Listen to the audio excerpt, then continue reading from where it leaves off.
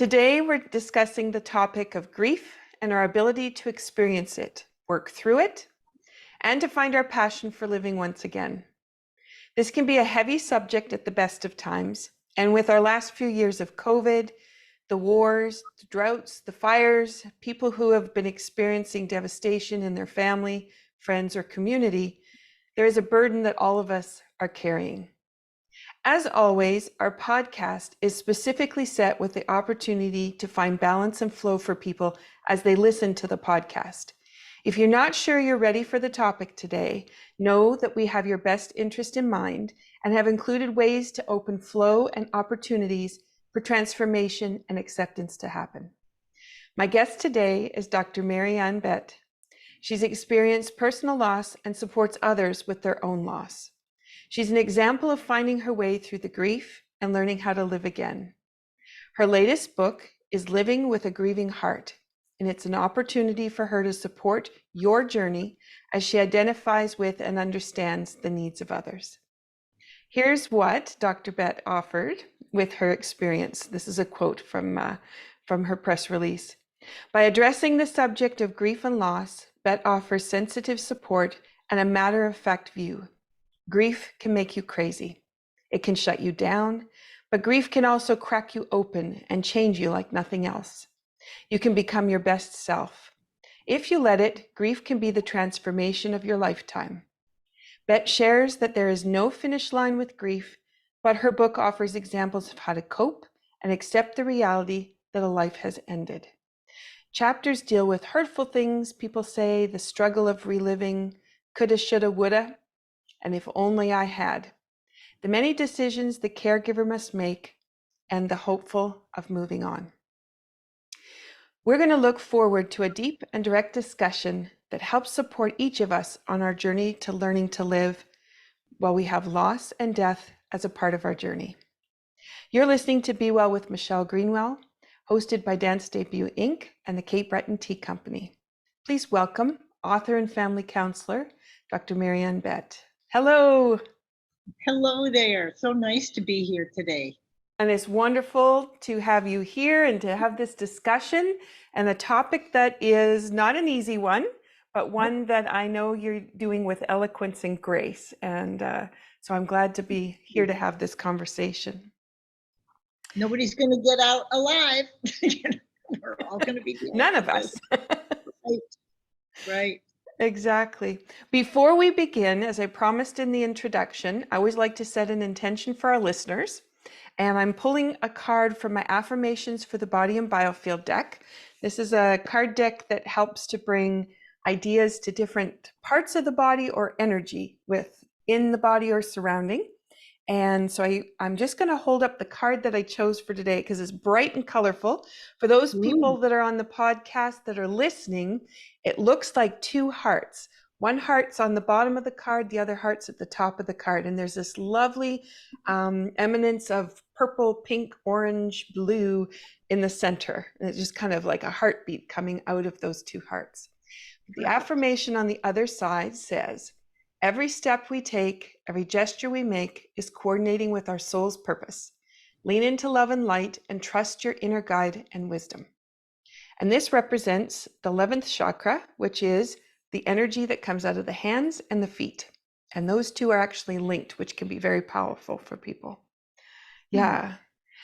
So the card deck is part of, you can find it in the shop at dancedebut.com, but it's a part of a series which provides ways for people to look differently at life, but also to realize how to use affirmations. So yeah, so thank you for letting me bring that forward for people. And I know that you have a special mug there. What have you got today so that we can get this activation going? This one that I chose right here is made by a family in La Paz, Mexico, where the granddaughter makes the clay and puts it in the kiln, and the grandmother is the one who does all this stuff by hand on here, and the mother is the one who runs the whole shebang, the whole store down there. It's really sweet. It's a 3-generational thing, and I'm a family doc, so that really kind of spoke to me. And as you were holding that up, for those on the podcast, is bright colors, and it's flower kind of with a special, it's got little contrasting dots through it. And I know the dots often have significance because in there's 7 dots. Yes. So depending on what they're looking for with their symbols, that's a pretty powerful mug. Yes. Lovely. Yes. You just feel like it's something special because it was handmade. Right down to the clay. So you're not just picking clay up, you're actually cultivating. Yeah. Right. Yeah. Beautiful. And inside your mug, what have you got today? Well, right at this moment, I'm having water because, we had a little trouble getting the microphone to work, and I got in a little sweat about it. So I didn't want to drink hot tea, but I do drink breakfast tea every morning and different teas throughout the day. Perfect. And water is lovely. I know for lots of people, they don't think about water as a way to transform emotion, but it's a great way for us to start with the podcast, that water has the opportunity to transfer us out of fear and anxiety and move us over into confidence and peace. And just sipping water can be that powerful. So it doesn't seem like you're doing much by putting a cup of water together, but you've got already the intention of the mug plus the power of the water, and the transformation can happen. So I'm going to share with you, I've got from the Cape Breton Tea Company from the Intention series. So this is Time Passages is what I have today, which is from the metal element, which is for lung and large intestine, which is for grief, guilt, and regret. And I thought that was kind of timely with the conversation we're going to have today. Perfect. And I've put it into my Friends United mug. And this is a place that hosts Indigenous art and supports the Indigenous endeavors on Cape Breton Island. And it's a beautiful place to visit. So I thought this might be also a nice way to bring in the idea of community and family and supporting everyone in need. So excellent. Yeah, so I'm going to offer you a cheers. In Cape Breton, we say slàinte. And thank you so much for joining in on the conversation. Great. This image, other people are drinking their tea while they're looking at us. I hope so. I hope so that they relax and enjoy and take advantage, and to know that as we go through this podcast and as we finish, we are creating balance and flow. So for anybody that is feeling anxiety or fear, we're able to transform. So let's dive in, Marianne. I'm so excited to be talking to you. And I know the podcasts, I try to work around the transformation process that people go under. How do you go from being in that crisis situation and you deciding, I am going to change? That's it. I'm not going to stay where I am. I'm going to move forward. Do you want to talk about your story? Yeah, I have, had some significant losses with my, when I was young, just in my early 30s. I just finished doing all my medical training, and, and it was in the 70s. So it was not easy, and they weren't very welcoming to women. And so there was a lot of struggles going through that. And I always wanted to be in family medicine. When I graduated from medical school, and then you do 3 years of what they call internship and residency, which is a training time, I got out, and I wasn't sure who really I was anymore, because it was, sometimes 80, 100 hours a week. And basically you're just sleeping and slogging through every week, So I said, I'm going to give myself a year of trying to figure out what I want to do, who I want to be now. And I worked 1 day a week for 24 hours in an emergency room in a small community hospital in the desert in California. And I was playing racquetball. I was hiking the high Sierras with the backpacks. I had taken flying lessons. I always wanted to be a pilot. And that's where I met my fiance, was in that hospital. And he was basically doing the same thing I was doing. He was the technician who ran the heart lung machine when they did open heart surgery. And he also was a pilot, and he also was playing racquetball. So we really hit it off well. And I just felt like everything in my life had come to that wonderful point, and that's why all the hard things that I went through, like this was some kind of meant to be reward, so forth. And then we had a wonderful whirlwind relationship, and in January we flew back from California to Connecticut, and so he got to meet my whole family, where we announced our engagement and so forth. And then when we came back to California, and at that point we were living together, so he had a small plane. He was selling it for a bigger plane. And after he sold the plane, we were going to go pick up our wedding rings down in LA. And that's when he had a plane crash. We have no idea what happened. I'm sitting in the small airport lounge waiting for him to come back. And I didn't even feel that he died. So I had a real hard time understanding why I didn't even feel that he was gone, because we had such a tight connection. And so that threw me out the window for quite a while. And I had a lot of intense traumas and experiences from that, some of which I write in the book, because I think when there's an unprepared, that would be called an unprepared death, or a shocking or accidental death, it's more traumatic to your whole biochemistry and every other thing in your life than if it's a person who has a serious illness and dies. That's also what happens. But this was the worst. And there were times when I was really desperate, felt crazy, had out of body experiences. I mean, things that I was like embarrassed to tell people about because it sounded so crazy. But I decided to put it in the book because in my 40 years of family practice, I've talked to a lot of patients, and things happen to them that are in this same kind of a realm. And they would whisper to me and say, "Dr. Bette, I think I'm going crazy." And I would say, "Well, you probably are, because this is such a discordant thing that's happened to you. But I can tell you, you'll come back, because I've been there." And so, it was a way for me that experience really helped me to become a better doctor and a better person all the way around. And that, I'd say that took me about 3 years to get my feet really solidly under myself after that. I mean, from the outside, I looked like things were going along pretty well, but, that was my facade for getting through the day for other people.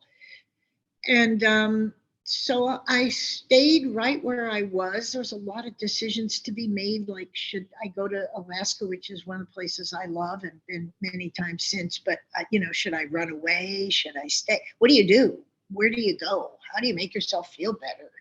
And there's no shortcuts. You just have to go through it, however best you can, with the least beating up.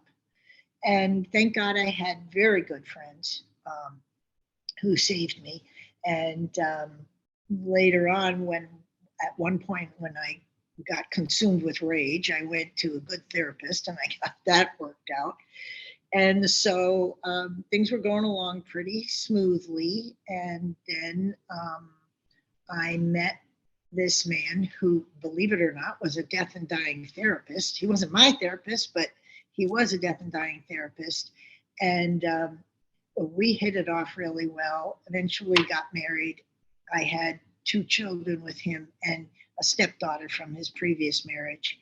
And then we were together probably 15 years or so, and then he got lung cancer, and over a year's time, he died. And boy, he had a phenomenal death. I mean, I could go on and on about, I mean, a prepared death is so different from a shocking accidental death.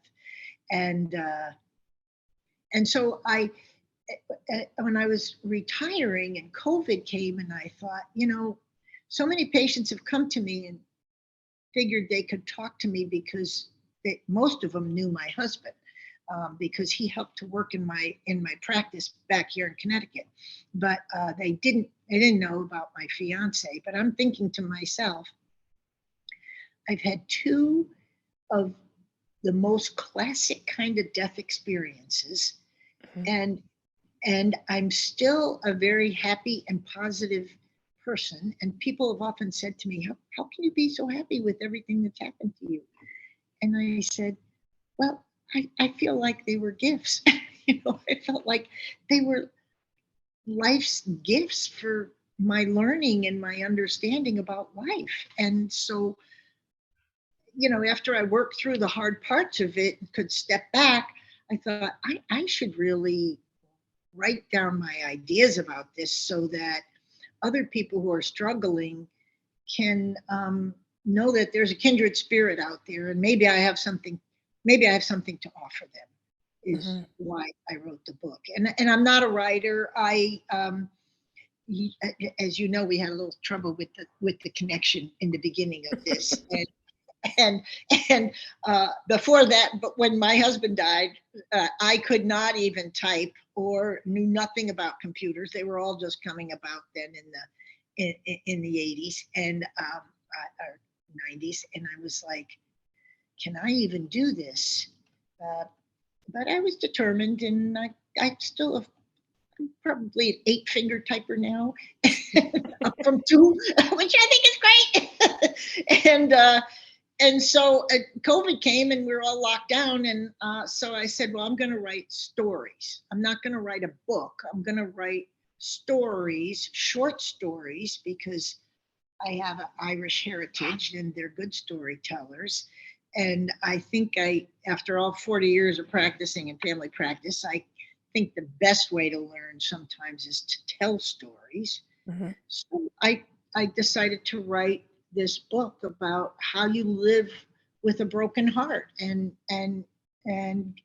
pick up your life and move forward. And so the stories, some of them are 2 pages. I think the biggest one is 6, and they kind of parallel the initial shock and weird things that happen and things that people say and shouldn't say and what you should, all of that. And then you get to the point where you're kind of living life and enjoying it again, and you look back. And anyway, I wrote the book. I thought, well, great, that's over. I don't have, I did my work. But now people are asking me to talk about it. And I've been all over the United States and in almost half the libraries in Connecticut, talking to groups of people about how to find joy after traumatic losses or any kind of big losses. And I'm absolutely stunned at how many people show up to hear these talks. Yeah. Well, and it's not that people really talk about it. So when you go through the experience, then you're like, now where do I go to find my resource? Because nobody's talked about it before that. Exactly. Exactly. We had in our town, it's a big town compared to where you are. We have about 20,000 people. And the first talk I gave, they said, we'd like you to come on Tuesday at 2:00 and give a talk on this grieving in the local library. And I said, sure. And I said to I'm married again now, 5 years, who gets married at 70? I mean, this is another talk we need to have, girls. Yes. Anyway, I said, oh, sure, I'll come. And so I said to my husband, there'll probably be 10 people. it's 2 o'clock on Tuesday afternoon. Who's going to show up at that? So it was advertised in the local library, and so I showed up with my husband, and there were 50 people that came to that talk, and that just made such an impact on me that I thought, okay, well, this is what I'm supposed to be doing now. I'm supposed to be talking about this to people because I'm willing to make a fool of myself and show my vulnerabilities and say that I was crazy and the stupid things that I did and I was enraged, and I'm willing to put it out there because you know what? I don't care what people think anymore. That's the best thing about being older, and I'm retired now, so I don't have to uphold some kind of professional facade. So the heck with it. I'm just going to go out there and put all the skeletons out of the closet and say it like it is. And it just resonates with so many people. Yeah, it's amazing. I love that part. When I turned 50, that's how I felt. I started to do it doesn't matter to me anymore. And exactly that facade. And it's so interesting that the parts that people want to talk about, the propriety that we try to keep within a professional stature, and the actual peace that people are looking for, the real lived peace, is almost pulled away. But to be able to, for you to be able to find the voice of that is so beautiful. I think menopause is one of the toughest times in a woman's life, but it's also where you get to that you don't give a damn part, or you just like get over yourself if people don't like it. And I think that's positive. I think that's a very positive feeling. Well, and we live in Cape Breton Island. So for those people listening to the podcast, I'm on the east coast of Canada. And when we moved here from Alberta, we had been to 2 funerals in my lifetime. And at that point, I was in my early 40s. And we arrive here and funerals happen constantly here. And you're forever going to a wake or supporting a family member, or they have a telephone line where everybody makes the sandwiches and the sweets and gathers for the pieces. There's such a ritual around weddings, wakes, and funerals. We heard songs about it in the Celtic music and didn't realize how embedded it was into the culture of living here. And we had 1 week here where we attended 3 funerals in 3 days. It was crazy. Holy moly. And that can be normal for some of the people who've lived here their whole lives. We have only been here for just over a decade, so we don't have that same depth in the community that those people who were born here and stayed here. But it's an eye-opener to how much a part of life it is here, where in other parts of the country it's so separate. And unless you really knew the person, you might not go to the funeral thinking, well, I didn't know them that well, not thinking about how supportive it is to the family members and the friends who really did know the person and who lost that person, and the support that they're looking for. People aren't thinking about it the same way in the big city center where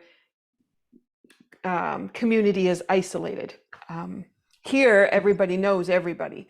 So there's always that relationship building piece that happens here in a conversation. So isn't that amazing? And I think that's part of a smaller town, maybe a more remote thing. We used to have it in this town when it was smaller. My mom would say, oh, so-and-so, the husband died and I'm making a chicken. We're going to go over there and bring it over. And I mean, I grew up with that. So I thought that was normal, and then, even when there was a fire, like people would get in their car and drive over and see what they could do, throw with the shovel, throw dirt on a fire, and there was a fire once when I was in LA and I showed up and they said, get out of here, lady. And I was like, really? Don't people help here? It's just a different structure all around. Definitely. As a counselor, you were known as the grief warrior. Yes. How did you get a title like that? Well, that was a title actually that I made up because of the experiences that I'd had with grieving. And I think there are times when it takes a warrior attitude, that you are going to make it through, that you are not going to be taken down by this thing.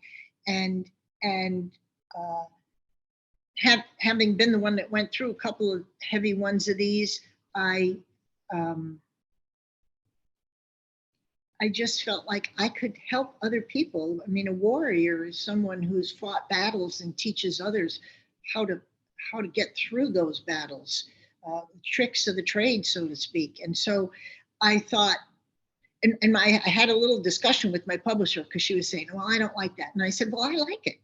I like it. I think it displays an attitude that is important in getting through difficult times in life." So that's how I came.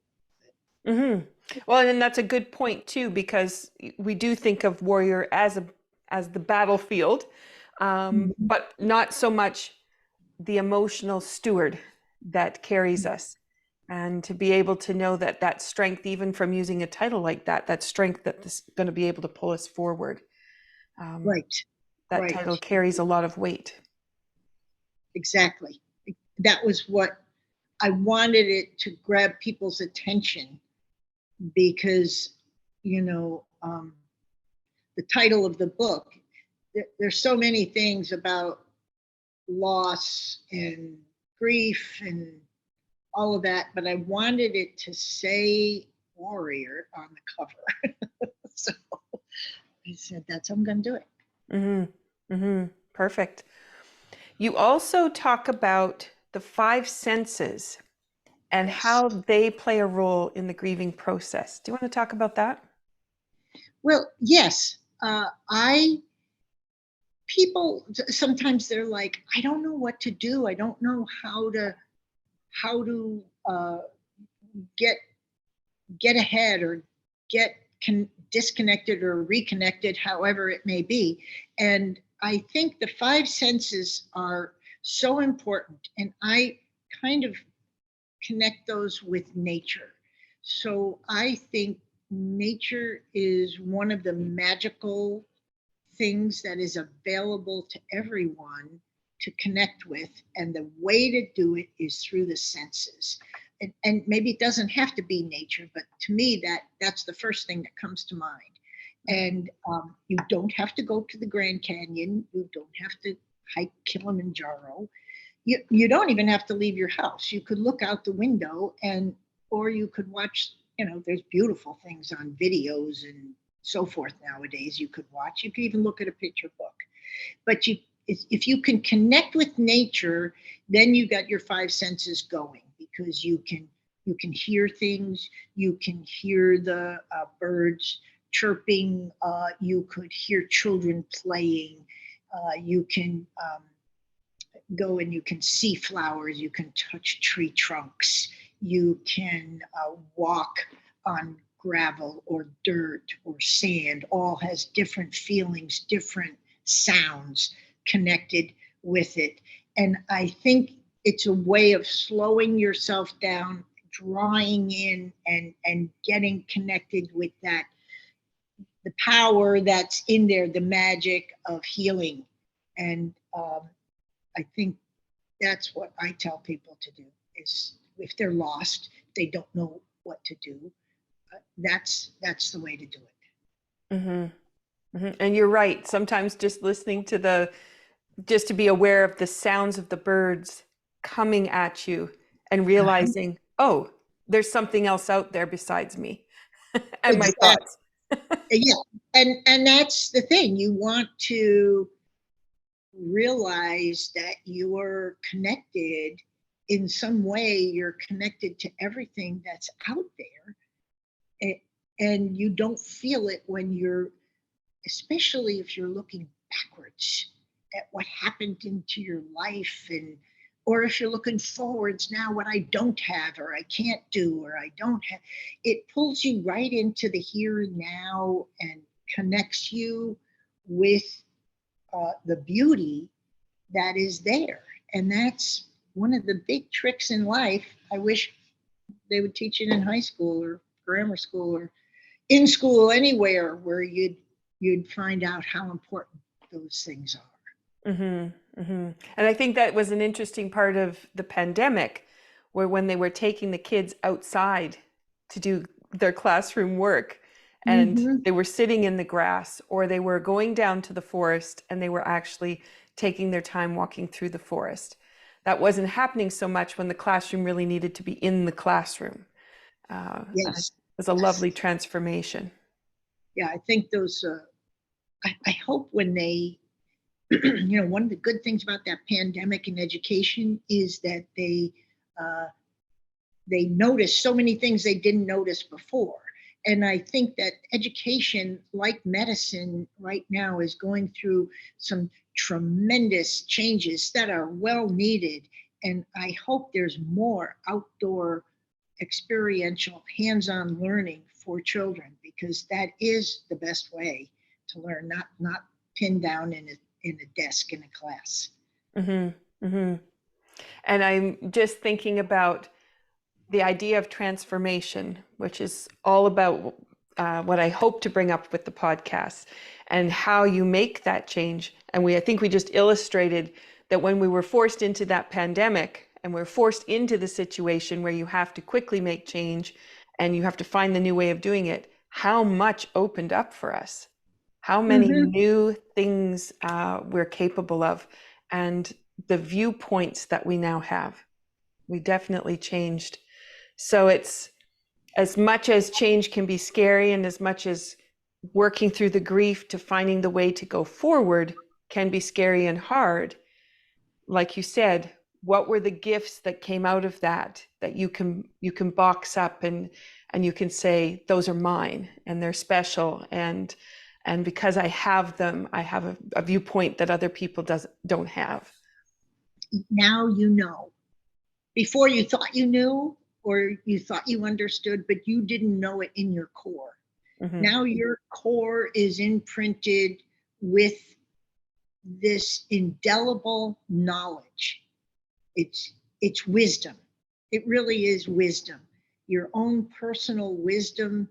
And if people could just embrace that, it would be the transformation right there. It just takes you into all the things that are supposed to be important in your life.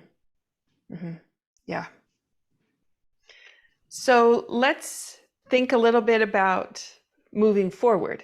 So you are now retired and you've got family. What kinds of things do you see progressing from the opportunity to write the book? And like you said, now you're out doing speaking engagements, which you hadn't thought of. What do you see moving forward for you with this? It's it's like you say, things have to come in a balance. I am trying to balance right now my my commitment to helping others and my commitment to my personal self-growth. And so my personal self-growth has a lot to do with nature. I live I live across the river from one of the National Audubon Society sites. That's 800 acres, and I live in a beautiful place. And I'm a crazy mad gardener, and I'm out there all the time. I'm half the time I'm hurting myself, and I'm trying to realize what my limits are now that I'm older. I had to hire somebody to put the mulch on the garden because it was just too much for me, lugging all this mulch around and being exhausted. So it's a real balance, and it might have to go with the seasons. Like, I might have to just stay with my garden in the summer, and like today I'm doing a podcast and with you, which I was very much looking forward to. And I have only one other thing until October, because I just wanted to be able to just connect with nature. And it's like, that's my church, that's my God connection. And so it's a balance. And now I have 3 daughters, I have my stepdaughter who lives out in California. And when here I am putting the finishing touches on my book, and she calls me up, and my oldest grandson, who was 28, had overdosed and died from fentanyl. And so I flew out there to be with her for 2 or 3 weeks and her family. So I'm more connected with them now. But I also have two daughters that live in North Carolina, and they're one's 28, one's 33. So they haven't really started their families yet. So I'm still free to be doing all that I want to do for myself and my speaking. And so, sometimes it's too much and sometimes it's not enough. So I'm still working with that balance, Mm-hmm. I think when it comes fall again and I'm starting to pull out of the garden, I have a few other books in mind I might want to get going. Awesome. That's Yeah. lovely. Yeah. Kind of completely different. I have had experiences with some patients that are just phenomenal stories of their life and their experiences. And my husband says to me, you have to write those down. Those are inspirational. He says, we need inspiration now. Everybody's got all this tough stuff and tough politics and tough this and that. And I said, well, okay. So I'm starting, that's in the back of my mind. I've got a few of them half written in my head. So, but Yeah. I think it would be fun for people to hear about. Yeah, that's Maybe beautiful. And you do have two books. So we've talked about the second book. What's the title of your first book again? The first book is called Living with a Dead Man. And it's a very, dramatic title because my husband, who was dying, said to me one day, you've got to stop looking at me like you're living with a dead man. He said, I'm going through this and I don't want to look at you and realize I'm dying every time I look at you. So, so I was like, oh, I have to adjust my attitude, even though in my doctor head, I knew he wasn't going to be able to beat this cancer because it was already had spread from his lung to his brain. He had a seizure in my daughter's second grade parent teacher conference. Talk about traumatic. My first husband was very traumatic in a lot of ways. But so that book, that's why we got to Living with the Grieving Heart, because my editor gal said, why don't you stick with the living with thing? And and that is a story about, it's about family, it's about community, it's about who shows up, who doesn't show up, the choices that you have. And him being a death and dying therapist, he did it really excellently. And so I wanted to write about that so people knew that if they're facing a life-threatening illness and going to possibly die, there are a lot of power that they have that they don't, that they see it all going away, but no, now they have a new power. Mm-hmm. And so that's what that book is written about, the transformation at the end, and having a good life. Mm-hmm. Wow. Good death, really. Wow. So you've got a lot of wisdom that you're sharing, and it's not easy to write a book. I've done self-publishing, so I've not been with a publishing company, and it's a hard road. So hats off to you for number one, getting the writing done, but number two, the follow through of the publicity and the marketing piece is a difficult road that we don't think about when we're writing. We're thinking that's going to be the hard part. It was like, oh, I wrote the book. Okay, it's done. It's in a library somewhere. No. You gotta do something. It has more. Yeah. Yes. But you definitely have the opportunity then to bring people into the conversation in different places, which is also interesting. So not looking at grief through just one lens, but through the different perspectives, and then starting to really have conversations. If you are faced with someone who is in a terminal illness, how can you look at it? What are the skills that you can bring forward and support with? Mm-hmm. And it's not all hard. I mean, there's even in the book that I wrote about my husband dying, there's some very funny parts. You know, I mean, you don't lose your sense of, you do lose your sense of humor, but it's not gone, and it comes out in funny ways. And it's just, you know, when you can step back and look at the whole picture, it's wonderful. It's amazing.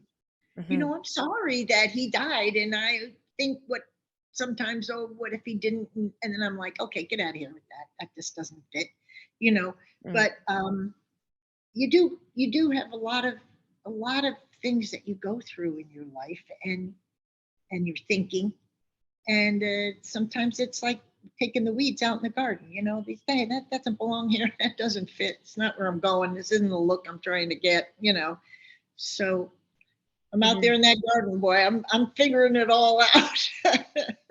Well, and the other thing about the garden too that's interesting, because here we have, you know, June is dandelion month, and Yes. it's dandelion month. That's it. But Yeah. other places in the country, they're trying to kill those dandelions because they make the grass look bad. And here, we just embrace that it's dandelion month and these beautiful yellow flowers come up. But then after that, there's another series of yellow flowers. So we have yellow flowers all season long, and the ditches always have a yellow flower in them. So it's what you're looking at. And then you think about the power of a dandelion and its essence about supporting life, and it's supporting resiliency. And that's the Yes. essence of it. When you start to look at the dandelion, not as it's taken over your garden and it's everywhere in your grass, but the resiliency that it brings to you at the start of the season, and then what that's going to cultivate for the rest of the season. It's a different way of looking at the weeds in the garden. And the weeds, you know, I often said I'd just like to be a pretty weed, because they're so strong, and you're not getting rid of them. They're going to be back every single year. They're back, and they can grow under the most incredible conditions, and sometimes just in a crack in a huge boulder, there's a weed. You know, it's like, oh yeah, they've got their stories to teach. Yeah. When we moved here, the first winter, under the snow were pansies, and they were blooming under the snow. I thought, where does that happen? Yeah. It was only that one winter. And it was fascinating because it wasn't just one spot either, like near the house or something. It was like all over the yard. And so as the snow would melt and change and the wind would blow and take the snow off, these pansies would be blooming underneath. And then since that time, pansies have left the yard. Sometimes they come back. And so they just float in and out. But I've really started to look at what's in the garden and what is it trying to tell me, more so than what am I trying to cultivate? Yeah. There you go. There you go. Yeah, that's amazing. It's so much to learn. So many wonderful, beautiful, the lessons. And, you know, I always tease my husband. I said, we live in the Garden of Eden. We just have to pay attention that it's right there. Exactly. Yeah. Yeah. So I like to finish off the podcast with some kind of a movement. So we've flowed through the conversation, we set the intention, we activated with the tea, and then I know if anybody's been sitting listening to the podcast, we want them to be up and moving. Do you have a favorite thing that you like to do that gets you going? Well, I was reading your thing about the movement and walking, and the way you did, you know, sidestep and backwards and forwards. And I'm adopting that. I think that's just a fabulous thing. Myself, the first thing I do in the morning is I shuffle into the kitchen, make a cup of tea, and I go out and I just walk around the garden and I just look at what's happening. And so that's how I get myself going. It isn't a specific step or dance, but it is kind of a garden walk or garden dance every morning. And there's nothing like putting your feet, especially your bare feet, if you can do it, into the Yes. grass and into the dew, and just feeling that the water that the night has produced. Yeah. Yes. Yes. There you go. And Yeah. the dirt. I mean, my whole life as a physician, everything had to be so clean and sterile. And I love getting my hands dirty. I love getting out there, get my knees dirty, my hands dirty. I like walking in the grass and the dirt. It's great. It's Mm-hmm. great. Mm-hmm. So you were referring to, in my script that I prepare for the podcast, I had talked about, I always try to pick my activity of what I think I'm going to talk about for the day. And I had talked about you can walk forward, but a lot of times too, you need to walk sideways, Mm-hmm. backwards, sometimes backwards in a circle. Sometimes people actually feel more comfortable walking backwards than they do walking forwards. And forwards for them can be like walking through the mud every day. It's just like such a heavy thing. But when they walk backwards, they have a freeing experience. There you So go. just inviting people to try moving, not always forward on the path. You go for your walk and you're set in your, I'm going on my walk, but to just explore and just allow Mm-hmm. yourself to move different directions and see what it feels like. And it might be clumsy, and that's okay. Over time, it gets easier. As Yeah. dancers, we would do what's called a grapevine, which would be step sideways, step behind, step sideways, step in front. And that little pattern was a tricky one to teach to kids if they didn't have both dimensions working, back and front dimension, as they were moving Yeah. sideways. But it was a great exercise because once you got it, your body just started to move in different ways. And so I invite people then to think about when they're walking, or if you're walking a dog, taking the dog out, you usually go forward. Sometimes you're off on an adventure, depending where they want to take you, but you can also walk the dog. You can do the walking backwards, and it's a different way for you to see things at the same time. So I invite people to do that. And every time you take a step, you're taking a step forward. So if you are stuck and you're not sure how you want to proceed, every step you take is forward, whether that's sideways or backwards. Yeah. I like that backwards in a circle. I'm going to try that today. The other thing I invite people to do is to get the power of their foot in their footsteps.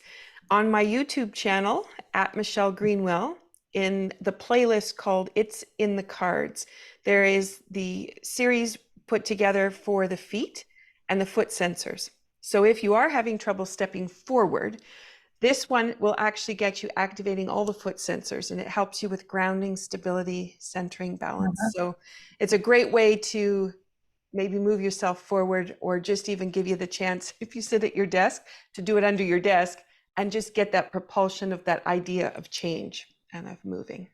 Yeah.